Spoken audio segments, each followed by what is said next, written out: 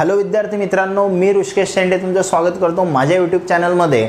आपण general organic chemistry म्हणजेच basics of organic chemistry हा टॉपिक बघत होतो आणि याच्यामध्ये आज आपल्याला पुढचा टॉपिक बघायचा आहे ज्याचं नाव आहे क्लासिफिकेशन ऑफ ऑर्गॅनिक कंपाऊंड्स. म्हणजे आपल्याकडे जे मिलियन्स ऑफ ऑर्गॅनिक कंपाऊंड्स आहेत, म्हणजे लाखो ऑर्गॅनिक कंपाऊंड्स आहेत, त्यांना आपण काही टाइप्समध्ये क्लासिफाय करतो आणि ते क्लासिफिकेशन कसं करतो ते मी तुम्हाला सांगणार आहोत.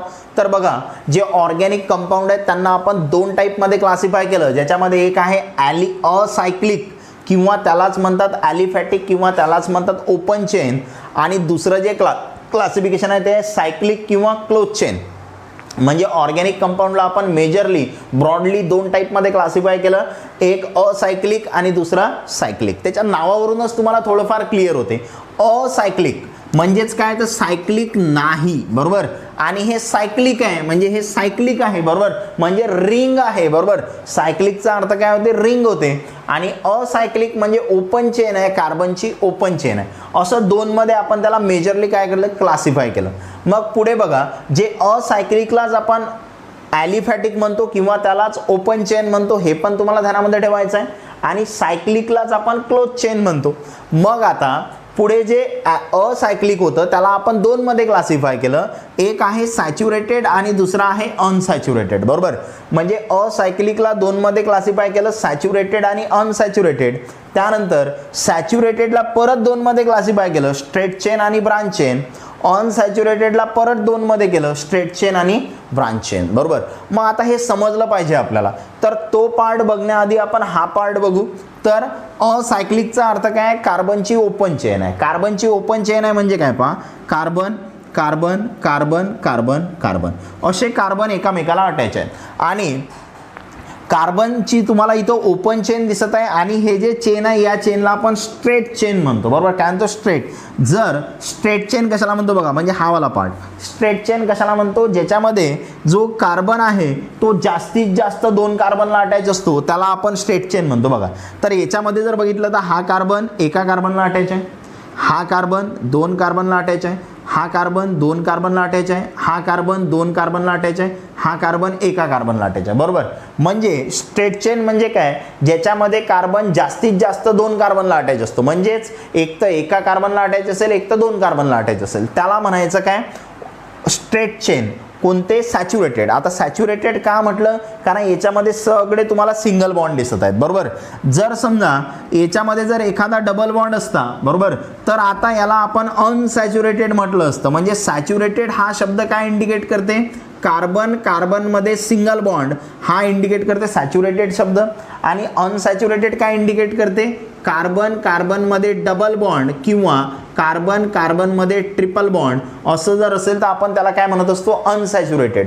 काय म्हणत आहोत आपण, कार्बन कार्बनमध्ये सिंगल बॉन्ड असेल तर सॅच्युरेटेड, कार्बन कार्बनमध्ये डबल किंवा कार्बन कार्बनमध्ये ट्रिपल असेल तर त्याला काय म्हणतो आपण, अनसॅच्युरेटेड.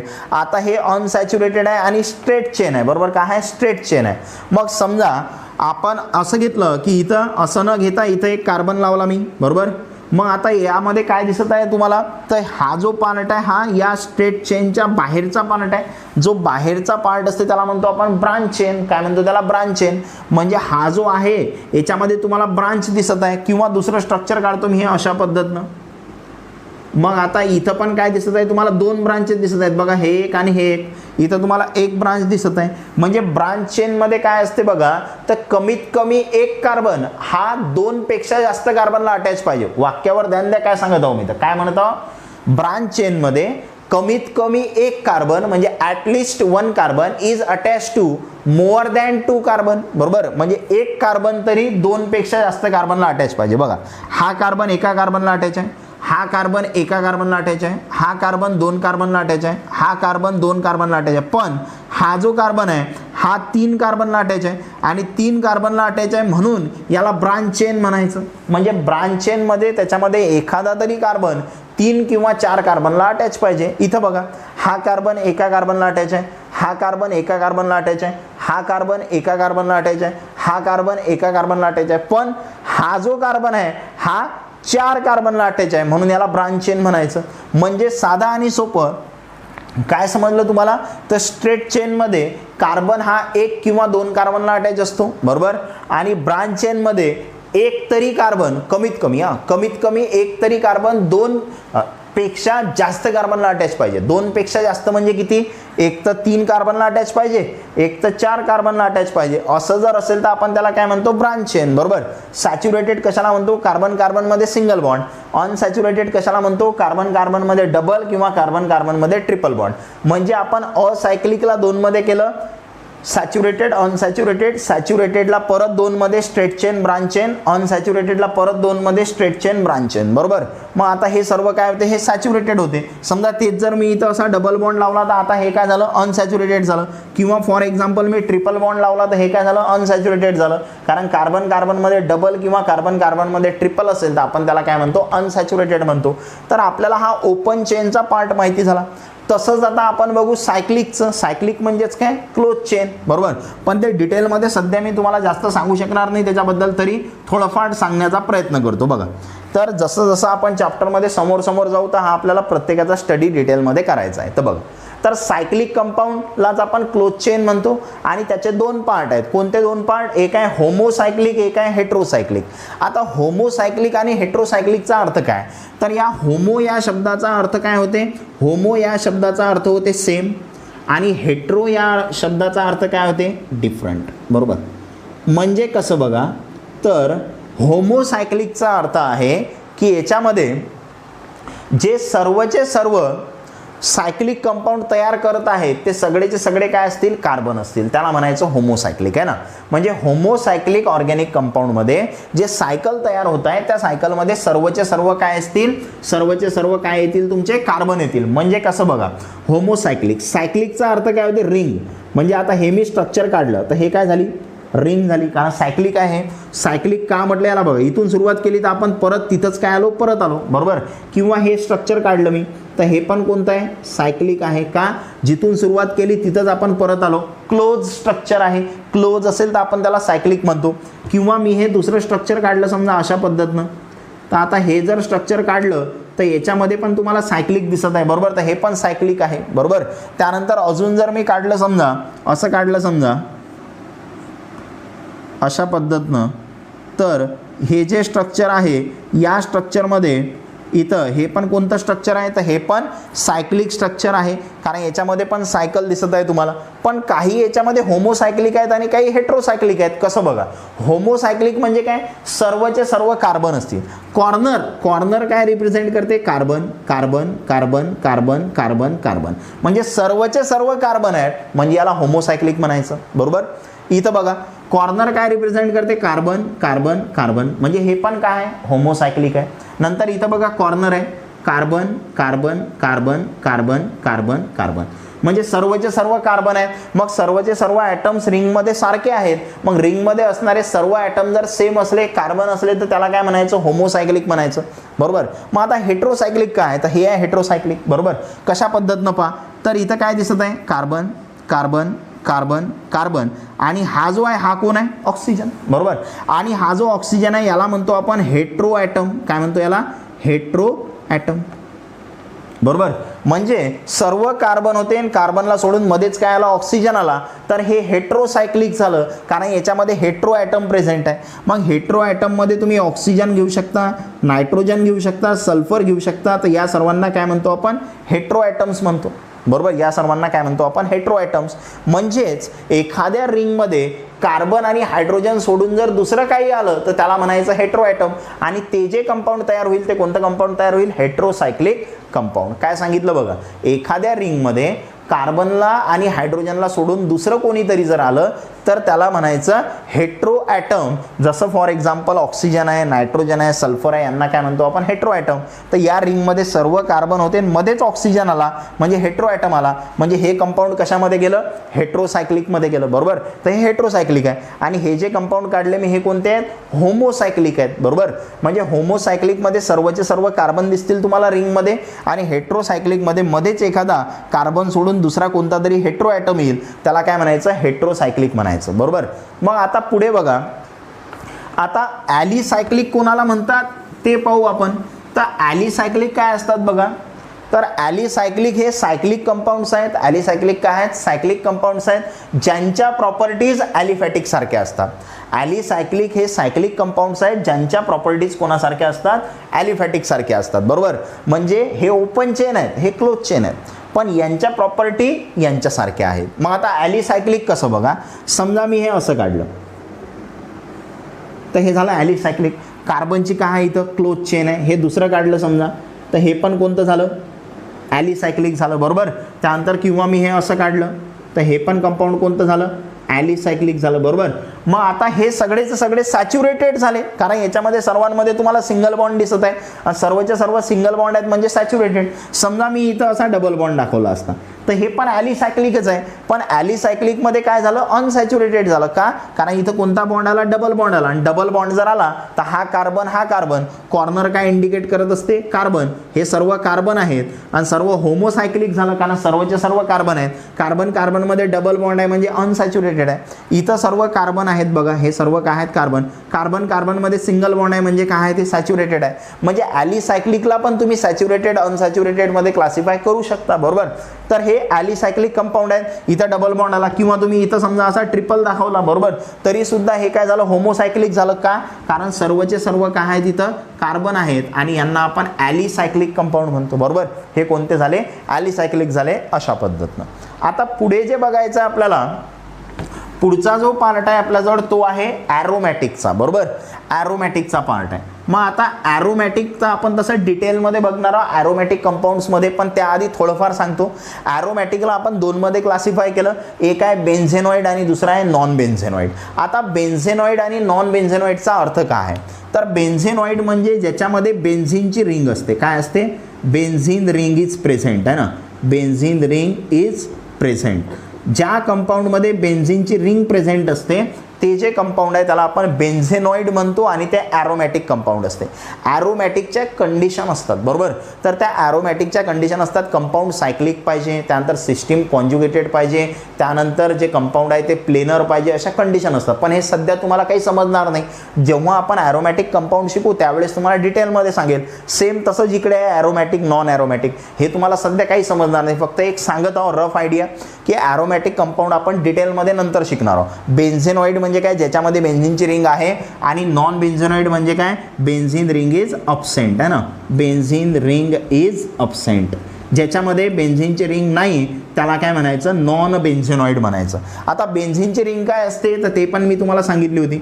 बेन्झिनची रिंग म्हणजे अशा पद्धतीनं असा आपण हेक्झॅगॉन काढतो, नंतर इथं double bond single bond, double bond single bond, double bond, अशा पद्धतीनं काढलं तर याला आपण बेन्झिन रिंग म्हणतो. मग ज्या कंपाऊंडमध्ये बेन्झिनची रिंग आहे ते बेन्झेनॉइड ॲरोमॅटिक कंपाऊंड आहे आणि ज्याच्यामध्ये नाही त्याला काय म्हणायचं? Non benzenoid aromatic. तसं आता याच्यामध्ये काय दिसेल तुम्हाला? हे पहा, हे होमोसायक्लिक आहे, याच्यात सगळेचे सगळे काय येतील? कार्बन येतील. बरोबर, आणि हेट्रोसायक्लिकमध्ये काय येणार? याच्यामध्ये पण ॲरोमॅटिक नॉन ॲरोमॅटिक आहे. हे तुम्हाला सध्या समजणार नाही, नंतर बघू आपण. तर ॲरोमॅटिक नॉन ॲरोमॅटिक आहे, पण याच्यामध्ये डिफरन्स काय येणार? तर याच्यामध्ये बेन्झिन रिंग तर नसेलच. बरोबर, मग काय असेल? तर हेट्रो सायक्लिक आहे म्हणजे हेट्रो ॲटम्स असतील. म्हणजे तुमच्या कार्बनच्या रिंगमध्ये एक तर ऑक्सिजन येईल, नायट्रोजन येईल, सल्फर येईल, यांना आपण हेट्रो ॲटम म्हणतो, ते याच्यामध्ये प्रेझेंट असतील.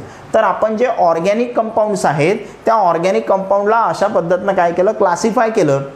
मग थोडं डिटेलमध्ये तुम्हाला काय सांगतो मी, याचा स्क्रीनशॉट काढून घ्या. थोडं डिटेलमध्ये तुम्हाला स्ट्रेट चेन आणि ब्रांच चेन विषयी मी इथं सांगून देतो, कारण ते महत्त्वाचं आहे. तुम्हाला समजलं पाहिजे की आपण स्ट्रेट चेन कशाला म्हणतो आणि ब्रांच चेन कशाला म्हणतो. बघा, तर स्ट्रेट चेन म्हणजे काय? तर थोडीफार आयडिया मी तुम्हाला दिली होती. ज्याच्यामध्ये जो कार्बन आहे तो जास्तीत जास्त 2 कार्बनला अटॅच असतो त्याला आपण स्ट्रेट चेन म्हणतो. बघा काय सांगत आहो मी, कोणाविषयी सांगत आहो? Straight chain. Straight chain. आणि दुसरा आहे आपल्याजवळ ब्रांच चेन. स्ट्रेट चेन आणि दुसरा आहे ब्रांच चेन. आता बघा याच्यामध्ये जर तुम्ही बघितलं तर स्ट्रेट चेनमध्ये काय दिसेल तुम्हाला? Carbon carbon carbon carbon carbon असं दिसेल. असं स्ट्रक्चर जर दिसत असेल तर याला म्हणायचं स्ट्रेट चेन. म्हणजे याच्यामध्ये बघा, हा कार्बन किती कार्बनला अटॅच आहे? एका कार्बनला अटॅच आहे. हा कार्बन 2 कार्बनला अटॅच आहे. हा कार्बन 2 कार्बनला अटॅच आहे. हा कार्बन 2 कार्बनला अटॅच आहे. हा कार्बन एका कार्बनला अटॅच आहे ना. किती कार्बनला अटॅच आहे ते मी त्याच्या खाली लिहिलं. तर ज्या चेनमध्ये कार्बन जास्तीत जास्त 2 कार्बनला अटॅच असतो, जास्तीत जास्त बघा, जास्तीत जास्त किती कार्बनला अटॅच आहे, 2 कार्बनला, कमीत कमी 1 कार्बनला, त्याला आपण स्ट्रेट चेन म्हणतो, बरोबर. पुढे ब्रांच चेन काय येणार, तर ब्रांच चेन मध्ये काय असते, समजा मी असं काढलं 1 2 3 इथं अशा पद्धतीनं बघा. आता तर याच्यामध्ये याला आपण ब्रांच चेन म्हणतो. का ब्रांच चेन म्हटलं बघा, हा कार्बन किती कार्बनला अटॅच आहे, एका कार्बनला, हा कार्बन एका कार्बनला, हा कार्बन एका कार्बनला, हा कार्बन हा एकाला नाही, कितीला आहे, 2 कार्बनला अटॅच आहे, हा कार्बन 2 कार्बनला अटॅच आहे, हा कार्बन एका कार्बनला अटॅच आहे, हा कार्बन पहा 1 2 3 कार्बनला अटॅच आहे, बरोबर.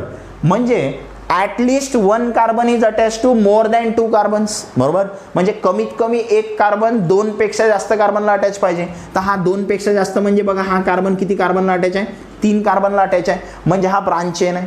किंवा दुसरा एक्झाम्पल घेतो मी, 1 2 3 4 5 6 असं घेतलं मी, बघा. आता याच्यामध्ये काय दिसून राहिलं तुम्हाला ते पहा, हा कार्बन एका कार्बनला अटॅच आहे, हा कार्बन एका कार्बनला अटॅच आहे, हा कार्बन एका कार्बनला अटॅच आहे, हा कार्बन एकाला, हा 2 कार्बनला, हा कितीला अटॅच आहे, 2 कार्बनला, हा एका कार्बनला, हा 1 2 3 कार्बनला अटॅच आहे, हा 1 2 3 4 कार्बनला अटॅच आहे, बरोबर. म्हणजे हा ब्रांच चेन आहे. कारण याच्यामध्ये 1 कार्बन हा 3 कार्बनला अटॅच आहे, 1 कार्बन हा 4 कार्बनला अटॅच आहे. तर आपली कंडिशन काय सांगते, जर एखादा कार्बन कमीत कमी 1 कार्बन तरी 2 पेक्षा जास्त कार्बनला अटॅच पाहिजे. तर याच्यामध्ये तर असे 2 कार्बन आहेत, 1 कार्बन 3 कार्बनला अटॅच आहे, 1 कार्बन 4 कार्बनला अटॅच आहे. मग असं जर असेल तर आपण त्याला ब्रांच चेन म्हणणार. म्हणजे स्ट्रेट चेन म्हणजे स्ट्रेट एका रेषेमध्ये दिसत आहे तुम्हाला. याच्यामध्ये ब्रांच म्हणजे हे स्ट्रेट होतं आणि त्याला खालच्या साईडला काहीतरी लागलं आहे ना, हे ब्रांच आली. याच्यामध्ये हे एक ब्रांच, हे दुसरी ब्रांच, हे तिसरी ब्रांच, याच्यामध्ये 3 ब्रांचेस झाल्या, बरोबर.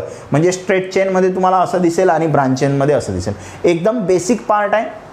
तर ऑर्गॅनिक कंपाऊंडचं जेव्हा आपण क्लासिफिकेशन केलं त्याच्यामध्ये स्ट्रेट चेन आणि ब्रांच चेनचा पार्ट सांगितला. आता सॅच्युरेटेड आणि अनसॅच्युरेटेडचं पण थोडंफार सांगून देतो, बरोबर. तर काय येणार सॅच्युरेटेड आणि अनसॅच्युरेटेडमध्ये, तर बघा सॅच्युरेटेड कोणाला म्हणायचं आणि अनसॅच्युरेटेड कोणाला म्हणायचं ते सांगतो. सॅच्युरेटेड अनसॅच्युरेटेड बघा.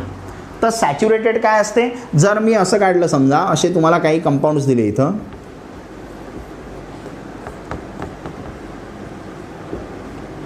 बघा. तर हे सर्वचे सर्व कंपाऊंड सॅच्युरेटेड आहे. का सॅच्युरेटेड आहेत, कारण बघा कार्बन कार्बनमध्ये सिंगल बॉन्ड, कार्बन कार्बनमध्ये सिंगल बॉन्ड, कार्बन कार्बनमध्ये सिंगल, कार्बन कार्बनमध्ये सिंगल, कार्बन कार्बनमध्ये सिंगल, कार्बन कार्बनमध्ये single single single single single. म्हणजे कार्बन कार्बनमध्ये जर सिंगल बॉन्ड असेल तर आपण त्याला सॅच्युरेटेड म्हणतो, कार्बन कार्बनमध्ये सिंगल बॉन्ड असेल तर सॅच्युरेटेड म्हणतो. मग अनसॅच्युरेटेड कोणाला म्हणतो आपण, जर कार्बन कार्बनमध्ये डबल बॉन्ड असेल ऑर किंवा अँड दोन्ही पण असू शकतात. काय असू शकते, कार्बन कार्बनमध्ये ट्रिपल बॉन्ड असू शकते. असं असेल तर आपण त्याला अनसॅच्युरेटेड म्हणणार. म्हणजे कसं बघा, समजा मी असं काढलं carbon single carbon double carbon single असं, किंवा कार्बन कार्बन सिंगल इथं डबल कार्बन अशा पद्धतीनं काढलं, किंवा carbon carbon triple carbon carbon triple bond काढला, किंवा carbon carbon triple bond carbon carbon carbon carbon अशा पद्धतीनं काढलं. तर याच्यामध्ये काय दिसून राहिलं बघा, कार्बन कार्बनमध्ये डबल बॉन्ड आहे अनसॅच्युरेटेड, कार्बन कार्बनमध्ये डबल बॉन्ड आहे अनसॅच्युरेटेड, नंतर कार्बन कार्बनमध्ये ट्रिपल बॉन्ड आहे अनसॅच्युरेटेड, कार्बन कार्बनमध्ये ट्रिपल बॉन्ड आहे काय येणार अनसॅच्युरेटेड. म्हणजे डबल बॉन्ड ट्रिपल बॉन्ड जर असेल कार्बन कार्बनमध्ये तर आपण त्याला अनसॅच्युरेटेड म्हणतो. किंवा परत मी आणखी इथं असं दाखवलं समजा असं, तर आता बघा कार्बन कार्बनमध्ये डबल आहे, म्हणजे कार्बन कार्बनमध्ये 2 वेळा डबल आहे तरी काही फरक पडत नाही, अनसॅच्युरेटेड आहे. कारण कार्बन कार्बनमध्ये जर डबल बॉन्ड असेल तर आपण त्याला काय म्हणतो अनसॅच्युरेटेड म्हणतो. स्क्रीनशॉट काढून घ्या. म्हणजे या लेक्चरमध्ये आपण काय केलं, जे ऑर्गॅनिक कंपाऊंड्स आहेत त्याला क्लासिफाय कसं करतात, त्याचं क्लासिफिकेशन कसं केलं आपण ते बघितलं. आणि या क्लासिफिकेशन नंतर आपल्याला पुढे काय करायचं आहे, तो जो प्रत्येक पार्ट आपण क्लासिफाय केला त्याची आपल्याला डिटेलमध्ये माहिती घ्यायची आहे. मग स्ट्रेट चेन कशाला म्हणतात, ब्रांच चेन कशाला म्हणतात, सॅच्युरेटेड कशाला म्हणतात, अनसॅच्युरेटेड कशाला म्हणतात, हे डिटेलमध्ये मी तुम्हाला एक्सप्लेन केलं. आणि सर्वात महत्त्वाचं, जर तुम्ही चॅनलला सबस्क्राईब केलं नसेल तर सबस्क्राईब करा, व्हिडिओला लाईक करा, व्हिडिओ कसा वाटला त्याची कमेंट करा. आणि ऑनलाईन टेस्टसाठी, ऑनलाईन MCQ टेस्टसाठी, त्यानंतर चॅप्टरच्या नोट्ससाठी तुम्हाला काय करायचं आहे, टेलिग्राम ॲप डाउनलोड करून याच्या डिस्क्रिप्शन बॉक्समध्ये जे चॅनलची लिंक आहे टेलिग्राम चॅनलची त्याच्यावर क्लिक करा आणि टेलिग्राम चॅनल जॉईन करा, जिथं तुम्हाला फ्री नोट्स भेटतील, तुमचे डाऊट सॉल्व्ह केल्या जातील, त्याच्यासोबत तुम्ही फ्री ऑनलाईन MCQ टेस्ट देऊ शकता.